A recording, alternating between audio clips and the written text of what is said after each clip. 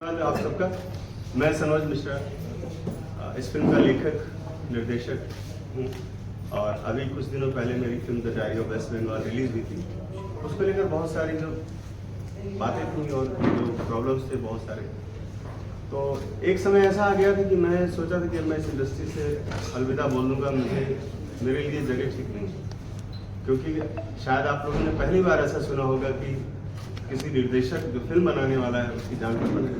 तो उन परिस्थितियों से निकलना मेरे लिए बहुत ही मुश्किल था, बहुत मुश्किल था। लेकिन मैं धन्यवाद देना चाहूँगा अपनी टीम को, जिन्होंने मेरा हौसला बढ़ाया। मेरे साथ के आसपास के जितने भी लोग थे उन्होंने मुझे बहुत हेल्प किया और मैं ऐसा लगा कि मैं रिटायरमेंट ले लेना चाहिए मुझे। तो अब थोड़ा सा हिम्मत किया हूँ, मतलब इस फिल्म को मैं कैसे शुरू करूँ। प्लीज क्या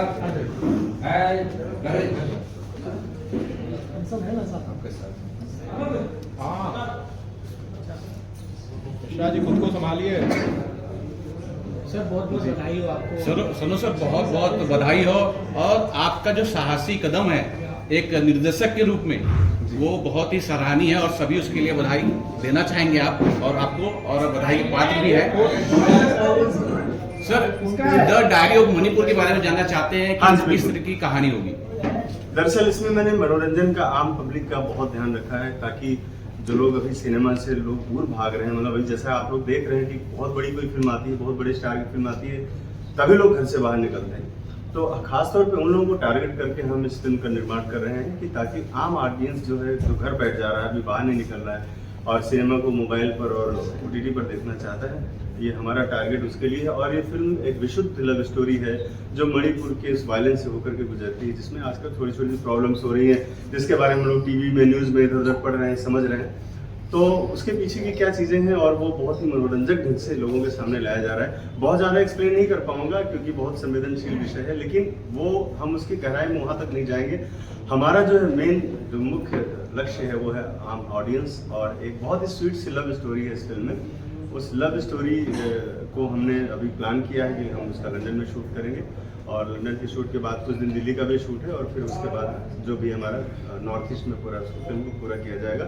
और मुझे उम्मीद है कि मतलब इस साल के मध्य तक मैं इस फिल्म को दर्शकों के सामने ले आ पाऊंगा, क्योंकि मेरा शूट जो है फरवरी फर्स्ट वीक से शुरू होने जा रहा है। फिल्म में मेरे साथ अमित राव जी हैं और एक अभिनेत्री है, अभी उनके साथ मेरा कुछ बातचीत चल रहा है, मतलब एक बड़ी अभिनेत्री भी हमें रखना है साथ में। और हमारे साथ मानसी गुलाटी जी हैं, जिससे मैंने आपको बताया कि आप एक मणिपुरी लीडर का रोल आप प्ले कर रही हैं, और मेरे साथ को प्रोड्यूसर मेरे एक्शन डायरेक्टर यामिन खान साहब हैं। तो अभी चीज़ें हमारी इनिशियल स्टेज में हैं और मेरे ख्याल से हफ्ता 10 दिन में या 15 दिन में मैं पूरी टीम अपनी बना लूँगा, क्योंकि लगभग सभी लोगों से बातचीत मेरी हो रखी है।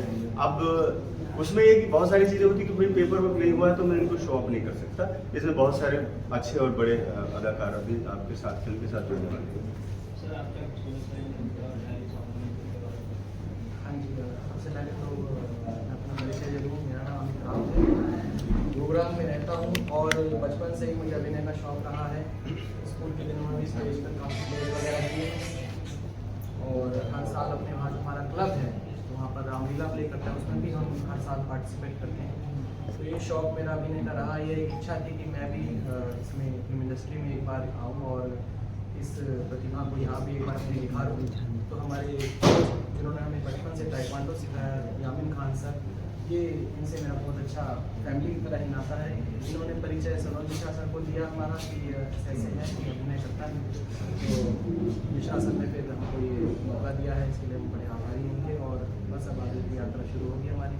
सर आपका क्या सर मैं तो यही कहना चाहूँगा, सनोज जी ने बहुत काफ़ी हिम्मत किया। आपने देखा कि सबसे पहले मैं अपना परिचय दे दूँ।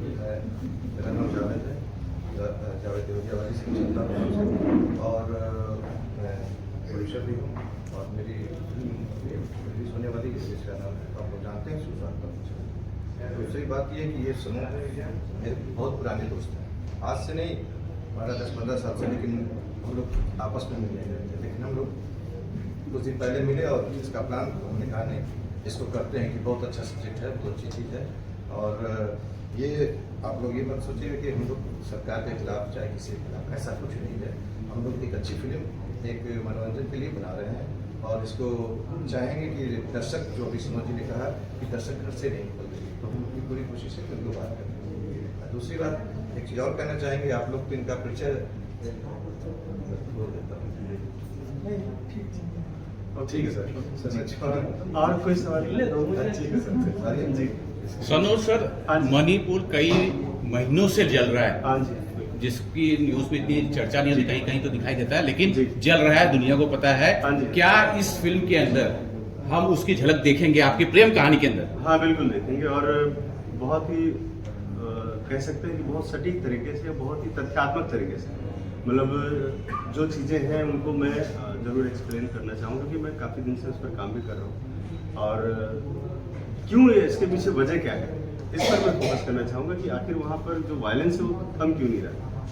तो हम लोग गुजरेंगे ज़रूर उसके बीच से, क्योंकि मणिपुर जाने का मतलब है कि मणिपुर के इश्यूज अगर नहीं आएंगे तो मतलब ही नहीं है। तो इश्यूज भी हैं, लेकिन उसके साथ साथ मनोरंजन का, जैसे आपने बताया, मैंने कहा, और ये फिक्शनल है। जैसे मैंने पिछली बार जो फिल्म बनाई थी उसमें था कि फिल्म मेरी पूरी तरह से किसी बहुत ही मजबूत कैरेक्टर से इंस्पायर्ड थी, उसी के आसपास थी, वो ट्रू स्टोरी थी। लेकिन ये हमारी पूरी तरह से फिक्शनल कहानी है, और इस कहानी पर करीब हम लोग 8-9 साल से काम कर रहे थे। तो अब जाकर के चीज़ों को हम समेट पाएँ और इसको एक अच्छा फ्लेवर देकर लोगों के सामने लाने की कोशिश है। सर, पिछले महीने जो हमने देखा, बहुत शारीरिक और मानसिक पीड़ा से आप गुजरे हुए हैं, जो आपकी फिल्म थी जी। क्या इस बार तैयार हैं? क्योंकि आप अगर सच्ची कहानी लेके आ रहे हैं, आप आईना दिखाने की कोशिश कर रहे हैं, तो फिर से वो वाकया होगा। देखिए, मुझे ये पता है कि मेरी स्वाभाविक मौत तो नहीं होगी, मैं तो मारा जाऊंगा कहीं ना कहीं, लेकिन इसके लिए मैं अपनी आवाज़ को दबा नहीं सकता, बंद नहीं कर सकता। जो बातें हैं, जो सिस्टम है, अगर कोई कहे कि गवर्नमेंट के खिलाफ है या फेवर में है, तो वो सारी चीज़ें अलग है, मैं उस इशू में नहीं जाना चाहता। मेरा मुख्य उद्देश्य है सिनेमा बनाना, और सिनेमा बनाते हुए अगर मुझे लगता है मुझे सच बोलना चाहिए तो मैं सच बोलूँगा। अब उसके लिए चाहे कोई मुझे मार दे या जो भी करे या प्रताड़ित करे, जैसे अभी पिछले दिनों बहुत सारा मैं 2 साल तक झेला हूँ। एक सरकार से लड़ना एक छोटे से निर्देशक के लिए बहुत कितना पेनफुल था, वो मैंने अपनी ज़िंदगी में महसूस किया है, और आगे भी मैं इसके लिए तैयार हूँ, क्योंकि मैंने ये समझ लिया है कि मुझे पता चल गया है कि मेरी मौत स्वाभाविक नहीं है। जाहिर सी बात है कि फिर कुछ ना कुछ तो होगा मेरे साथ, लेकिन इसके लिए मैं रुकने वाला नहीं हूँ। ये सब आप लोगों की प्रेरणा से, आप सबका आशीर्वाद, इसलिए मैं आगे बढ़ता रहूँगा। सर, मणिपुर में ये शूट होगा क्या? क्योंकि अभी तो मणिपुर जल रहा है और कहानी मणिपुर की है जी। तो क्या ये शूट मणिपुर में होगी? अब बिना मणिपुर के तो फिल्म कंप्लीट नहीं हो सकती है, लिहाजा फिल्म तो मणिपुर में ही शूट होगी, और होगी अपने तरीके से, जिस तरह से हम चाहते हैं वैसे उसी तरीके से फिल्म बनेगी। हम कहीं पर मणिपुर क्रिएट नहीं करने वाले कि हम जाके अलग कहीं क्रिएट कर लें और बता दें कि ऐसा है, जैसे आमतौर पर लोग करते हैं। तो वो उतना जज्बा, उतना मादा रखता हूँ, तभी इस फील्ड में आप लोगों के बीच में हूँ।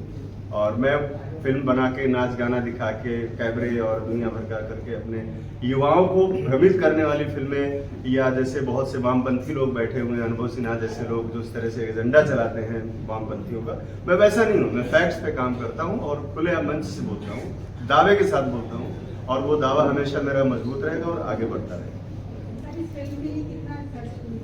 सॉरी,